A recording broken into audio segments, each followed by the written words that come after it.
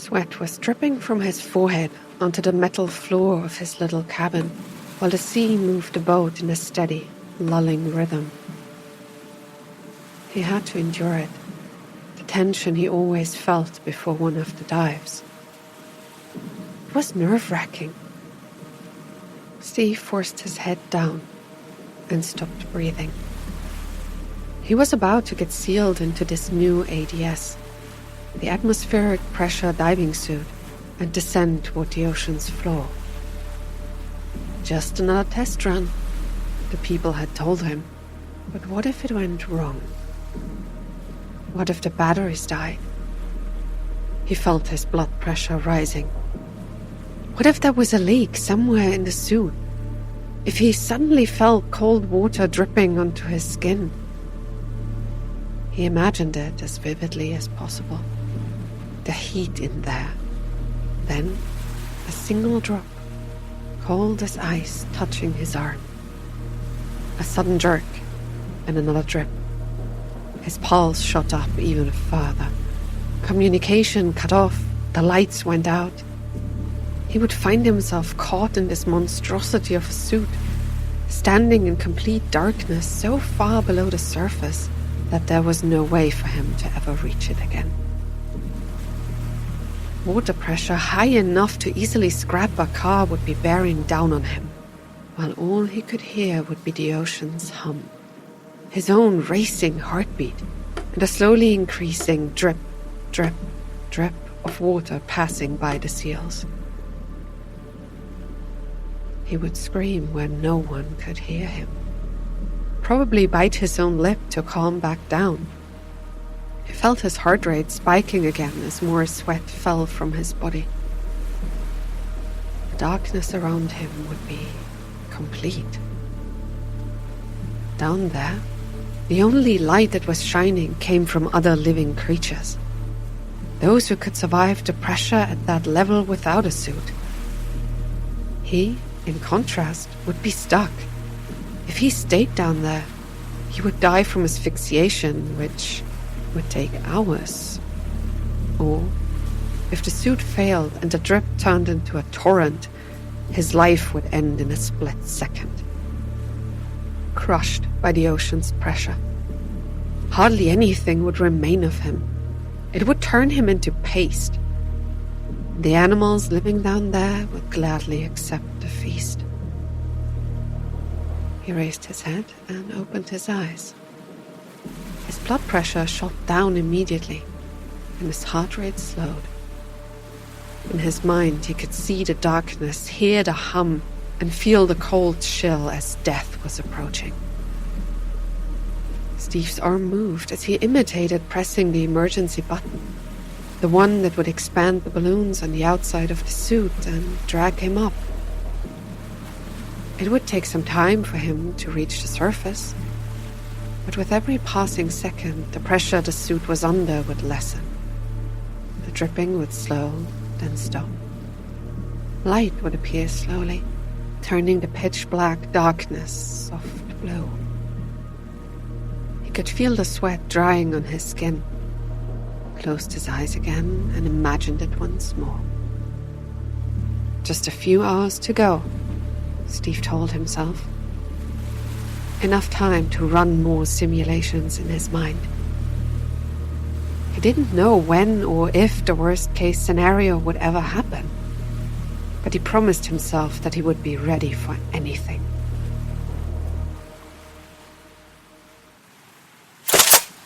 With a click, the helmet portion of the giant suit shut, and Steve heard the hiss of oxygen as it rushed in.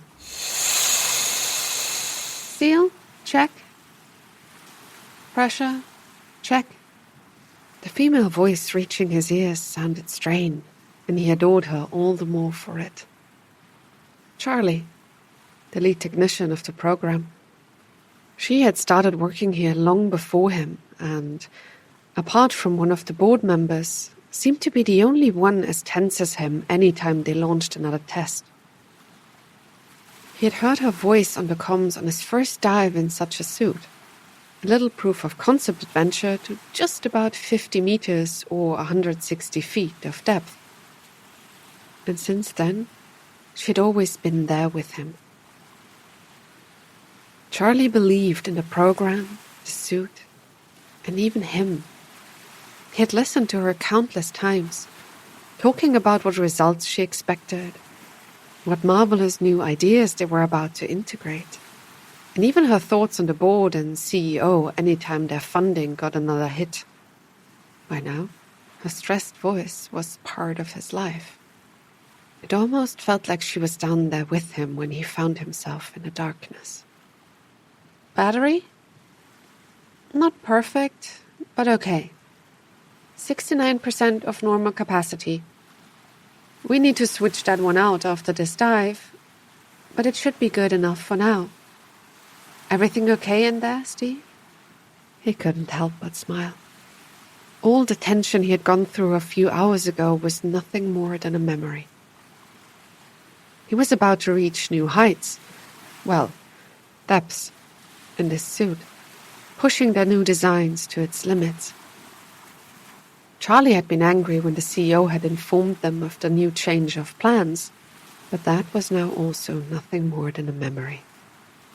The current record for a dive in an ADS was about 700 meters, or 2,300 feet, which, while impressive, just wasn't enough anymore. There were so many places to explore, things to do normal submersibles just couldn't handle. So much money to make. One of the board members liked to chime in. If they could reach 1 kilometer, about 3,300 feet, they would blow every investor's expectation out of the water. Steve moved his arms slowly and felt the suit shifting. The thing was cumbersome, awkward and clumsy. It weighed a ton, and the bright yellow paint almost made his eyes hurt any time he looked at it. But it had grown on him as well. With every test, every dive, this thing had started to feel more and more like a part of himself. And once they hit the water, he felt safe in there. Steve finally gave his response, affirming that everything was working well, and heard Charlie hiss on the other end. It was one of her habits he had only started noticing once they had begun testing the suit below 500 meters. Any time she quickly breathed out, the expelled air seemed to whistle past her teeth, turning it into a hiss. It was a sign of the stress and tension she was under. She had once told him that it was her career on the line as well, since if this suit exploded, she'd find herself blacklisted pretty much everywhere. Steve still smiled at the thought. If the suit imploded, all that would be left of him would be some red streaks in the ocean. Then again, he would never have to hear about it afterward, or in all likelihood even feel it. At 1 kilometer, 3,300 feet, the pressure would be enough to kill him instantly. He reached out with his hands and grabbed the railings on either side of the platform that the suit was standing on. The crane would start lifting it up soon, so it could be put into the ocean safely. Steve looked out the small window in front of his face and watched some of the crew still hurrying and scurrying across the deck. They were all on high alert and wanted to make a good impression. The CEO was here, after all, watching them and pretending to be part of the team. Steve just hoped the guy wouldn't get on the comms and try to talk to him. He really wasn't in the mood. Right now, he needed to focus on what lay ahead. The plan was easy enough. He had to descend, walk around, perform a few tasks, then ascend again. Since he was breathing air at almost atmospheric levels, he wouldn't have to deal with things like decompression and would be completely fine once resurfaced. Cold wasn't a problem either.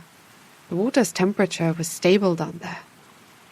If everything went perfectly, he'd be up here again in less than 3 hours. Oxygen level is at 100%, Steve. You should have enough for 9 hours, maybe a little less, so no stress there. He nodded. Yeah, that was one thing he really liked about this suit. At least he always had more than enough oxygen.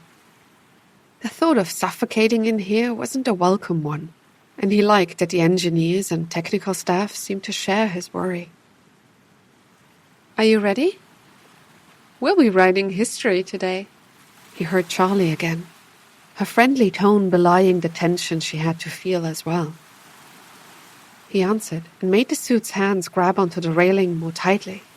Then, a few seconds later, the platform he was standing on started to rattle and move.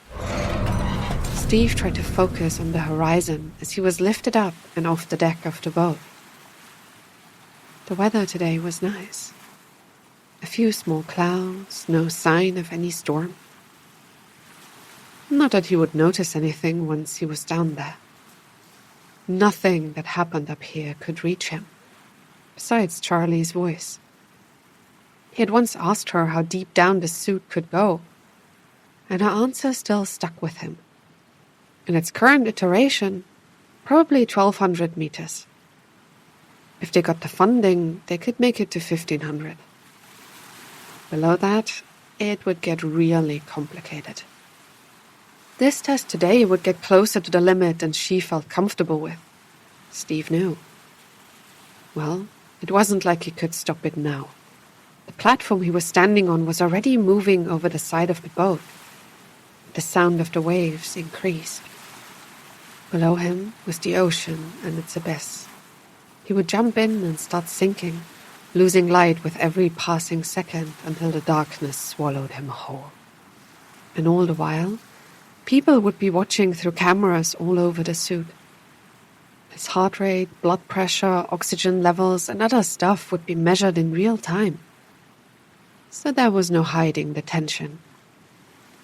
All he could do was calm himself down and not give the people working on this project a reason to worry. He breathed in and out, calmly. Any last words from your end? Charlie's voice rang out in his helmet. Steve just shook his head. There was nothing he wanted to say right now. The sideways movement of the platform stopped before it got lowered. Target depth is about 1,000 meters. The ocean floor here should be at 996. Just try not to step off any ledges.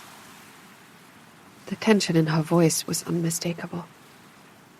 He had once asked her if she wanted to take a tour in the suit, and Charlie had almost fallen off her chair, laughing. Steve didn't know why he remembered that moment right now, but it made him smile. The platform stopped at the surface of the water, and he looked up at the boat for one last time. He would see them again in a few hours. He knew, but didn't want to say it. Only an idiot would jinx something like that. Steve released his grip on the platform's railing and felt the ocean's waves moving beneath him. The suit balanced itself rather well, he thought, then turned and took 2 steps. He was standing at the precipice of an abyss. His heart rate was picking up, he knew, and he imagined the tense faces of the people watching his biometrics. A slight smile appeared on his face. Steve blinked and then took another step. He felt himself shifting in the suit as gravity pulled him down. The sound of the waves parting for him reached his ears, together with a sharp whistle coming in through his earpiece. In front of his face, the small window turned from bright to dark blue as the suit shot into the water. It was swallowing him whole, Steve thought, and couldn't help but notice that his heartbeat was getting quicker again. He needed to stay calm, he told himself, but that was easier said than done. Never before had he been sent this deep. It would be a new, maybe even terrifying experience. He looked up and could see the dark shadow of the boat getting smaller and smaller against the bright sheen of the ocean's surface. Something inside him stirred as he watched the water around him quickly losing light. 150, maybe 200 meters. That was how deep specks of light could still reach. After that, it would be complete darkness except for the lamps installed in the suit. Steve looked up, while the small digital screen left of the window continued to rise. It showed its current depth, and the number was increasing fast. 30 meters, 40. The color seemed to drain out of the water around him. It was turning bluer by the second. Off in the distance, he could see some fish. That was something he should be ready for as well, Charlie had warned him. The life forms down there would be completely different from what he had seen, even at 500 meters. Steve stopped looking up and turned his head down. Below him, there was nothing but darkness. A seemingly endless abyss he was falling into. 110, 120, 130. The water around him was getting darker and darker, and he felt his pulse rising.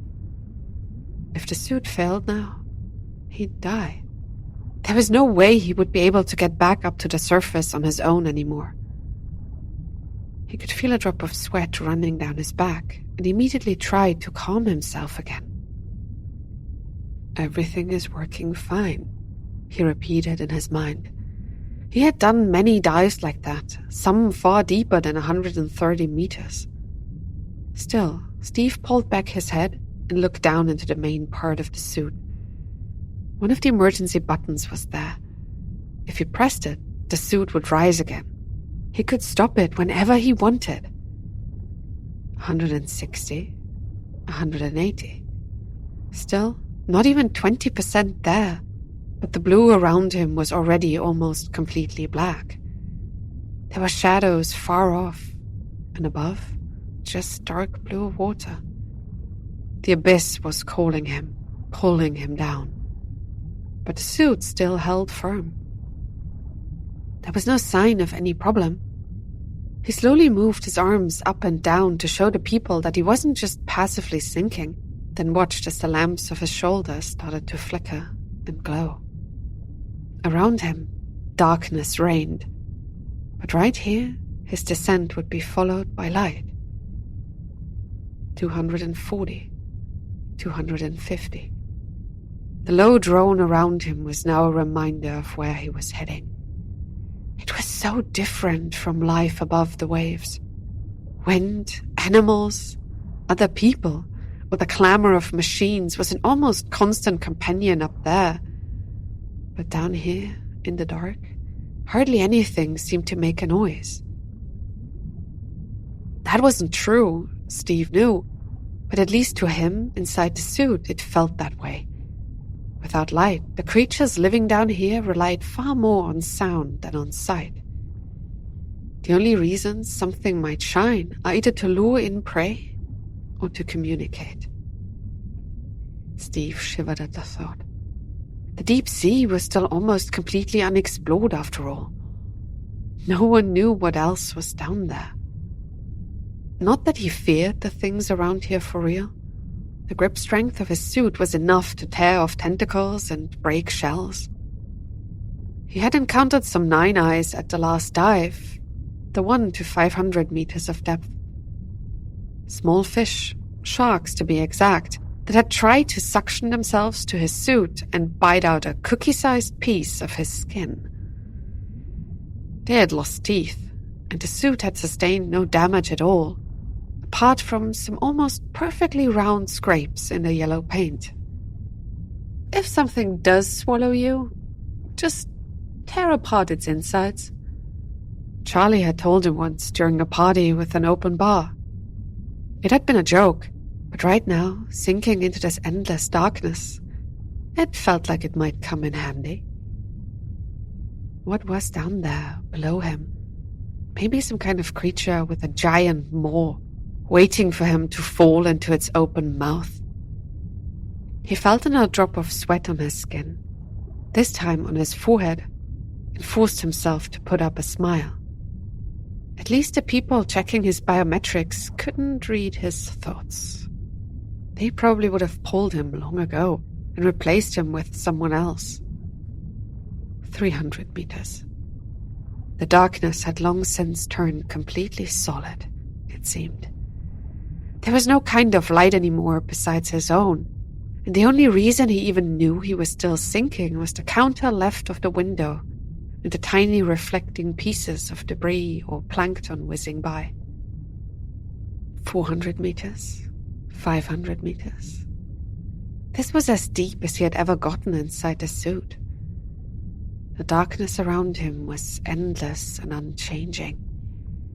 He could only see a tiny bit out with his light, but the ocean surrounding him looked just the same as 20 seconds ago. The suit was holding up perfectly. No alarm was going off, and no strange sounds were coming from the joints. There was no sign of damage or even strain here. All Steve could make out was his own breathing and the constant drone.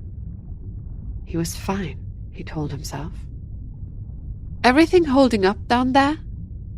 He heard Charlie's voice and smiled in response. The camera pointing at his face was annoying in times like these. He nodded and replied, aware of the stares on him and his face. "The suit is holding up fine. Not that I need to tell you this. And you've already broken through a few company-wide records. Once you're back up, we're going to celebrate with some champagne, I've heard.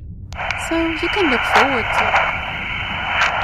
There was a strange static that suddenly cut off the rest of the sentence, and Steve felt the hair on the back of his neck standing up. The lights on his shoulders flickered for a moment, and as if in response, 3 red lights blinked off in the distance. He felt his mouth going dry. Whatever was swimming around down here couldn't hurt the suit, he told himself. But that didn't mean that getting attacked wouldn't be absolutely terrifying. They blinked again, one after another, and Steve realized that they had changed their positions.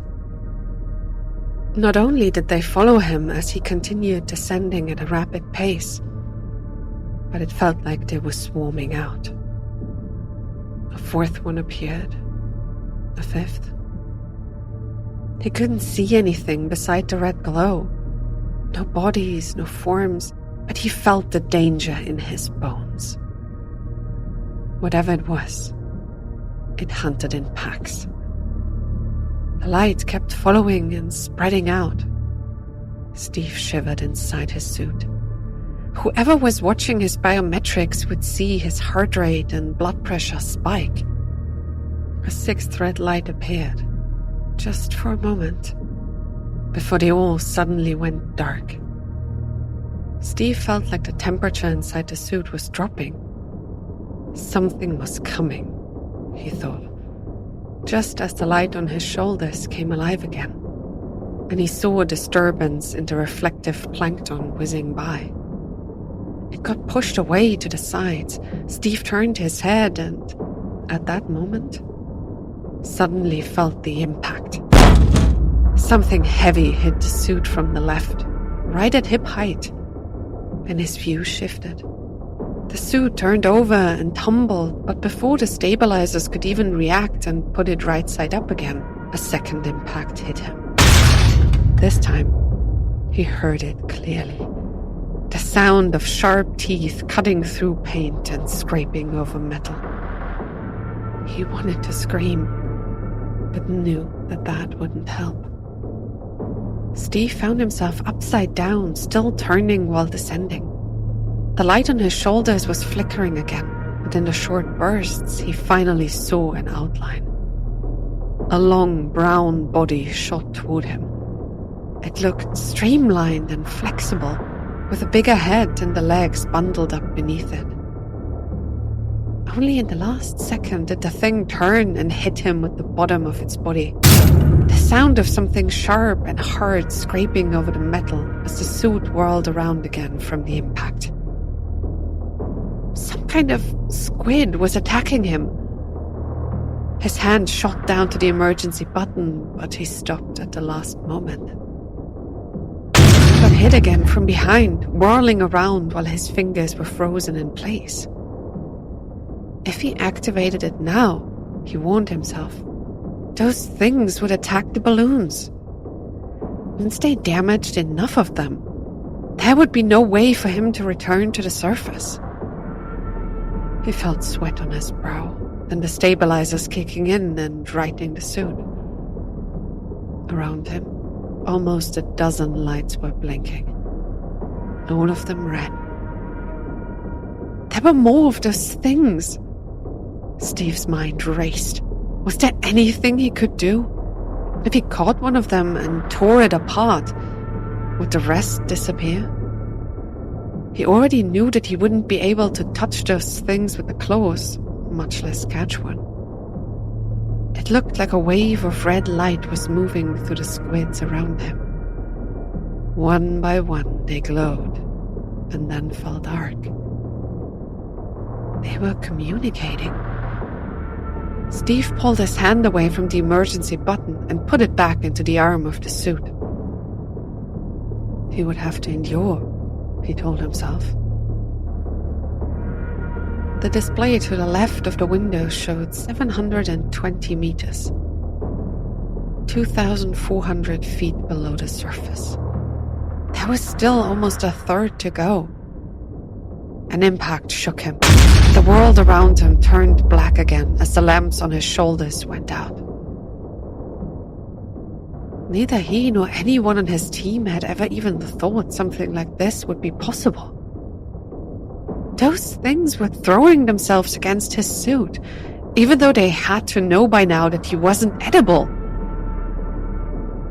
Did they think he was some kind of crab? Another impact. The suit turned and Steve with it. His head was down again. He was falling into this giant, seemingly unending abyss, and could do nothing but endure. Where was Charlie? Why hadn't she contacted him again? Had the radio been damaged? No. Her last message had cut off before the first attack. Steve felt the next impact again, right at his left hip. It was the third hit at that exact spot. They were targeting it. He put down his left arm like a boxer, protecting the place, and felt one of those things hit him not even a second later. Steve closed his eyes. There was nothing worth seeing anymore, he told himself. The red flashes of light and the flickering of his lamps, it all meant nothing right now. He would need to endure and hope those things would let off before he touched the ocean's floor. Seconds passed. More attacks followed. They were targeting his left arm, and he felt each and every impact in the suit. Charlie hadn't tried to re-establish contact either. He was on his own. Could they even see him right now? What if the video feed had cut off as well? They would be wondering if he was still alive. Down here in the absolute darkness, he continued his descent, isolated from everyone else. Another hit shook him, and this time his eyes flew open. The unmistakable sound of metal screeching still echoed through the suit. He tried to move his arm, but his elbow felt sluggish. The plate must have bent. At least, he hoped that was all. If one of the joints got damaged, the suit might implode. Steve glanced at the small display. 920 meters. Around him, the darkness still looked completely normal. The red lights were gone. He felt relief and trepidation. Were they truly gone? Or had those things just stopped blinking? The lamps on his shoulders came alive again, and in their light he could see something small and translucent passing by. Steve felt it. The journey was coming to its end. 960. 970. He could still see plankton whizzing by and heard the hum of the deep ocean around him. Steve looked at the oxygen gauge. It was lower than he would have liked, but easily manageable. 980. Steve felt a rumble going through the suit and carefully lifted his left arm. He would take a selfie with the left side hip once he was back on the boat. The traces of the attacks would look terrifying. 990. Steve got ready and bent his knees a tiny bit. 992. 994. His feet hit the ground and a cloud of sand shot up, blocking the light from his lamps. 995 meters, the display showed. Steve let out his breath and waited for the particles to settle back down again. The radio was still off, but he knew that the suit would save his camera feed directly, so there shouldn't be any question as to whether he had touched the floor or not.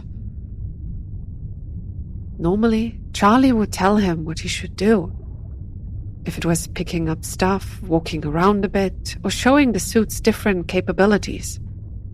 But right now, Steve wasn't sure if he wanted to move at all. The left arm was worrying him.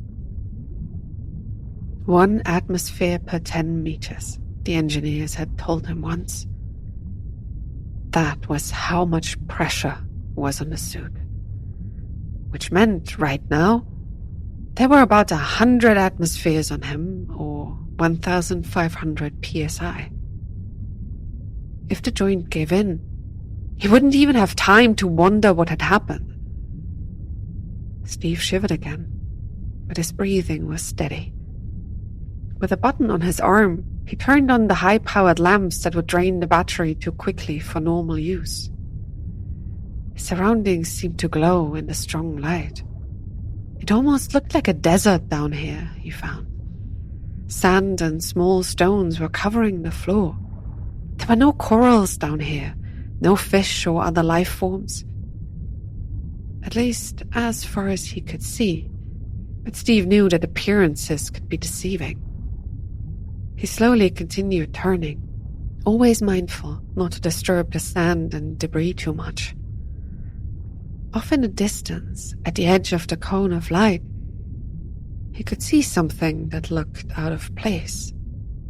At first, it reminded him of white marble, an arch built by some kind of ancient civilization.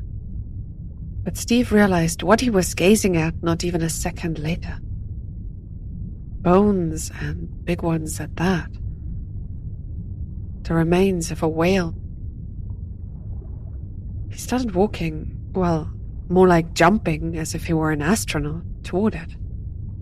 Even if Charlie couldn't give him any orders now, bringing with him one of the small bones would definitely make the investors happy. It would be proof that this suit could handle even delicate tasks. He crossed the distance quickly in the bright, shining light of the strong lamps, finally feeling the tension lessening a bit as he concentrated on something he could do.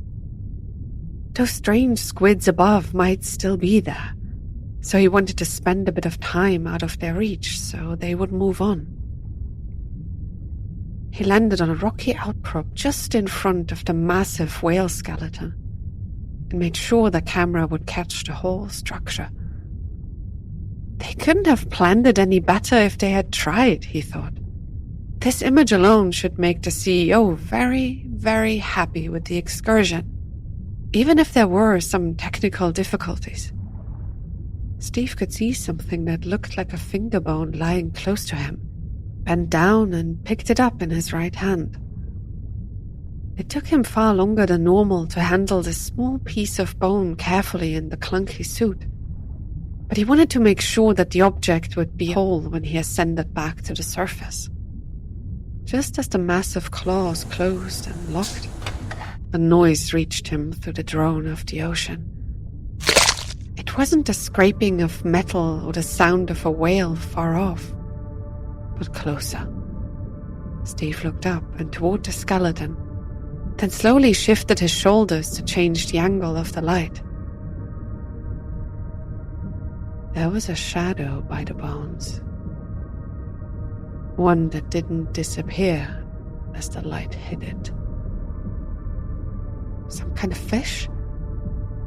No. He continued to stare at it, and the shadows seemed to shift. It looked human. A shadowy man or woman sitting by the bones. He could see his hands, arms, shoulders, and even head. Its mouth was open, and as it bit into the white bone, that same crunching sound from before echoed around the ocean floor. Steve felt his blood running cold, and suddenly saw the thing stop as well. Could it feel his stare? He couldn't see any eyes in the completely black figure, but the sensation of someone meeting his gaze overcame him. Steve took a step back before he even realized what he was doing, and the thing sitting by the bones stood up. It looked normal. Like it could move down here without worrying about the pressure. What was that? The thing cocked its head, and Steve could see fragments of bone falling from its open mouth. His left hand left the suit's arm. He could feel the cold sweat all over his body. This thing was dangerous. All his instincts screamed in unison. It took another step, then one more, closing the distance between them far quicker than he could move back. Hand stretched out toward him, and Steve pressed the emergency button without another thought. He would die here, he knew. Metal hissed as the valves opened around the suit, pumping gas into balloons that strained against the pressure. He felt his feet starting to lift off and kicked the ground, sending up a cloud of sand as he shot upward. 994 meters, the display showed. Move. Rise. Steve wanted to scream, but bit his tongue. The cloud of sand was surrounding him, catching the light of the strong lamps. 993. He was rising. The thing couldn't see him. A tremor went through the suit as a dark hand suddenly shot out from the cloud of sand and grabbed him by his shoulder. The black thing without eyes or a mouth was grinning at him as it held onto the metal. He could feel it. It pressed its face against the glass of the helmet, almost completely filling it out. Steve screamed. He heard it, the sound of something scratching at the metal. Not just the paint this time, but the suit itself. 992 meters.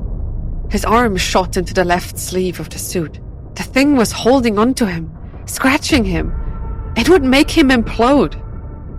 Steve howled as he lifted the suit's left arm and grabbed the thing by the throat and tried to push it away. It hardly budged. The claw wrapped around its head, and Steve looked on, horrified as the thing bit down and tore a piece of metal from the suit's appendage. Black oil formed a cloud between this thing's head and the helmet. It was grinning. He knew it. The thing pushed itself forward again, and Steve felt the left arm straining against the pressure. It would bite into the helmet next. He would die. What should he do? He felt the unseen eyes staring at him through the glass, fixating on their prey. Steve hit it with the closed right claw, but it didn't even seem to notice. 985 meters, the display said. The light of the lamps flickered. He would die down here, implode and vanish. How could he get this creature off of him? Only one thing came to his mind. Something this monster had definitely never seen before.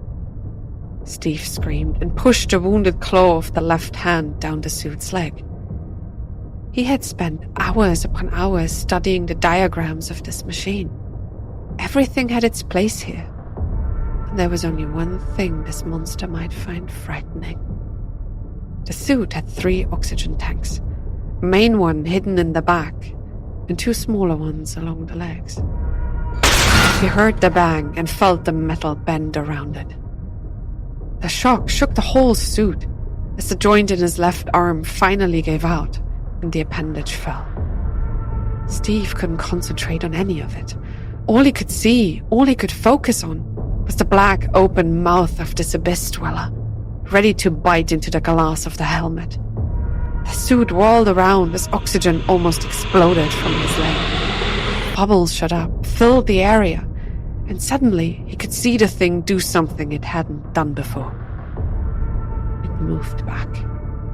The grip around the suit's shoulders lessened as oxygen shot up beneath them. A howl, loud and drawn out, filled the water down there. Steve bit his tongue and used the right arm to hit the thing again from the side. This time, it jumped off him, sending another thud through the suit as it disappeared in the darkness. 977 meters, the display showed. Bubbles were still shooting up around him, vanishing as soon as they passed through the light. Steve's whole body was shaking. 950 meters. He heard the suit groaning under the pressure. There had to be deep scrapes all over the metal. The left side of the suit was rising more slowly than the right, and he felt the stabilizers trying to correct the posture. It was pointless now. His oxygen level was sinking rapidly. He'd already lost about 20% and would probably lose another 10 or so before the tank was completely empty. If his bad luck held, the pressure would drain the inflatable balloons on his left side, and he might get stuck. His battery was running out quickly.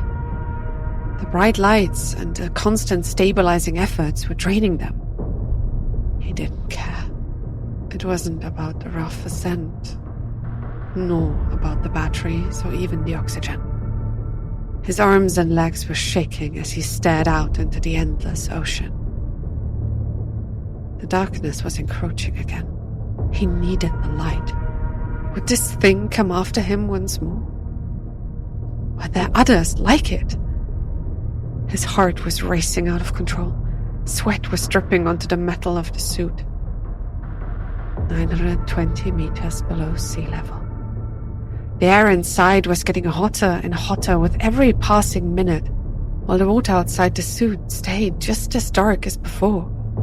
His breathing was rapid and his pulse was racing. Steve tried to close his eyes, but all he could see then was this damned abyss thing reaching out to him again. The metal of the suit was aching as he slowly ascended. 900 meters. 850. The bright lamps went out, and darkness seemed to swallow him whole. Steve screamed as 3 red lights blinked in the distance.